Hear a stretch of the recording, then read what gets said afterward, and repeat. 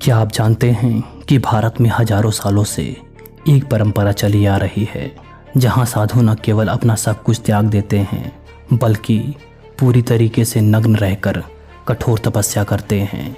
अब सोचिए, अगर एक महिला भी यही रास्ता चुनती है, बिना कपड़ों के, बिना किसी आधुनिक सुविधा के, अपने शरीर को हर सामाजिक और प्राकृतिक नियमों से परे रखकर, तो क्या ये समाज उसे वैसे ही स्वीकार करता है? और सबसे बड़ा सवाल, जब समाज में मासिक धर्म यानी पीरियड को लेकर इतनी सारी पाबंदियां हैं, तब ये महिला नागा साध्वियां इसे कैसे संभालती हैं? क्या उनके लिए भी वही सामाजिक नियम लागू होते हैं जो आम महिलाओं पर थोपे जाते हैं, या फिर हमारी सोच ने सदियों से कुछ सच्चाइयों को जानबूझकर छुपा रखा है? आज हम बात करेंगे महिला नागा साध्वियों और उनके मासिक धर्म से जुड़े सबसे बड़े सवालों की। ये सिर्फ एक वीडियो नहीं बल्कि एक सच है जिसे आपको जानना ही चाहिए। तो इस वीडियो को आखिरी तक देखिए, क्योंकि आखिर में आपको ऐसा सच पता चलेगा जो आपके सोचने के तरीके को हमेशा के लिए बदल देगा। महिला नागा साधु कौन होती हैं?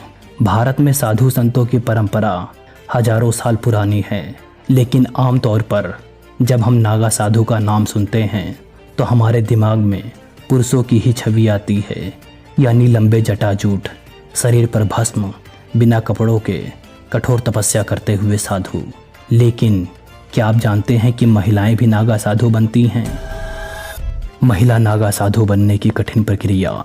नागा साधु कोई आम सन्यासी नहीं होते। ये वो लोग होते हैं जो अपने सांसारिक जीवन को पूरी तरीके से त्याग देते हैं। न परिवार, न पैसा, न कोई पहचान, बस तपस्या और साधना। लेकिन पुरुषों के मुकाबले एक महिला के लिए नागा साध्वी बनना 100 गुना कठिन होता है। ये आजकल के सो कॉल्ड नागा साधुओं की बात नहीं कर रहा हूँ मैं, जो वाकई में नागा साधु होते हैं उनकी बात कर रहा हूँ। पहला स्टेप, दीक्षा यानी इनिशिएशन। इसमें महिला को पहले एक अखंड ब्रह्मचारिणी यानी पूर्ण रूप से ब्रह्मचारी जीवन जीने वाली महिला के रूप में रहना होता है। इसका मतलब है शरीर पर पूरा नियंत्रण, कोई भौतिक सुख नहीं, कोई भी निजी जीवन नहीं। दूसरा स्टेप, कठोर परीक्षा। इसके बाद उन्हें कई वर्षों तक एक सीनियर साध्वी के मार्गदर्शन में रहना पड़ता है। इस दौरान वो नॉर्मल जीवन से पूरी तरीके से कट जाती हैं। शरीर और मन को तपस्या के लिए तैयार किया जाता है। कई बार महीनों तक जंगलों में रहकर वो खाने पीने की लिमिटेड सुविधाओं के साथ रहती हैं। फिर शरीर और मन को तपस्या के लिए तैयार किया जाता है, वो भी खाने पीने की लिमिटेड सुविधा के साथ। तीसरा स्टेप, दिगंबर यानी नेकेड अवस्था। पुरुष नागा साधु की तरह महिला नागा साध्वी को भी अपने कपड़े छोड़ने होते हैं, लेकिन ये समाज के लिए सबसे बड़ा चौंकाने वाला पहलू होता है।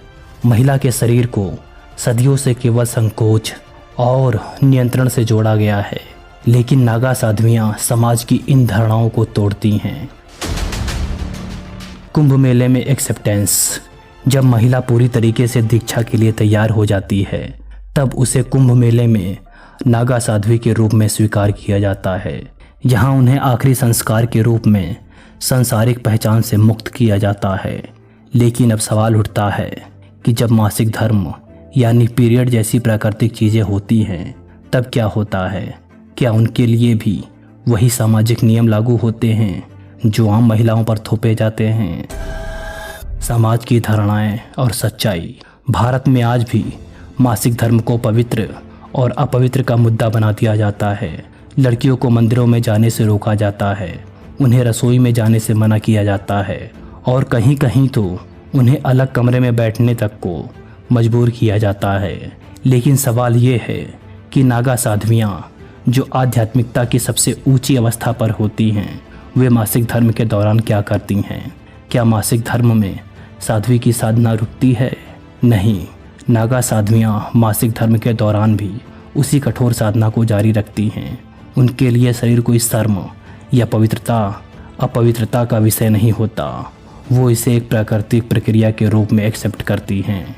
लेकिन उनके पास मॉडर्न सुविधाएं नहीं होती। वो जंगलों, आश्रमों या कुंभ के खुले मैदान में रहती हैं जहां सैनिटरी पैड्स या टॉयलेट की सुविधा नहीं होती। वो पुराने कपड़ों, प्राकृतिक तरीकों और जड़ी बूटियों का इस्तेमाल करके इस प्रक्रिया को संभालती हैं। क्या समाज इसे स्वीकार करता है? अगर आम महिलाएं पीरियड्स के दौरान मंदिर नहीं जा सकती तो फिर महिला नागा साध्वियाँ क्यों खुले में तपस्या करती हैं? असल में ये अंतर मानसिकता में है। जब कोई महिला सामान्य जीवन में मासिक धर्म के दौरान सामाजिक पाबंदियों को तोड़ने की कोशिश करती है तो उसे ताने, शर्मिंदगी और भेदभाव का सामना करना पड़ता है। लेकिन जब कोई महिला नागा साध्वी बन जाती है तब वो सामाजिक नियमों से परे मानी जाती है। समाज उसे एक दिव्य स्त्री के रूप में देखता है, लेकिन एक आम महिला को वही सम्मान नहीं मिलता। समाज का दोहरा रवैया। साध्वी और आम महिला में फर्क क्यों है? यही सबसे बड़ी विरोधाभास है।